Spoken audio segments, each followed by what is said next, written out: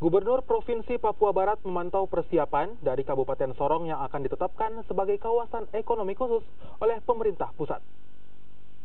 Jelang ditetapkannya sebagai kawasan ekonomi khusus, sejumlah prasarana telah disiapkan pemerintah Kabupaten Sorong, termasuk pelabuhan dan sarana lainnya. Peninjauan juga dilakukan ke sejumlah perusahaan terkait kesiapannya jelang penetapan kawasan ekonomi khusus. Pemerintah setempat juga akan menyelesaikan masalah terkait hak ulayat dan status hutan dengan masyarakat. Gubernur mendukung penuh penetapan kawasan ekonomi khusus karena dapat memberikan dampak positif, salah satunya membuka lapangan kerja. Ini sebelum dibangun sudah ada beberapa industri yang ada di sini. Jadi ini juga bisa meyakinkan pemerintah pusat bahwa bukan kita baru memulai artinya dengan pencanangan untuk membangun kayak gini dulu baru bisa kehadiran perusahaan-perusahaan. Ini perusahaan sudah ada gitu.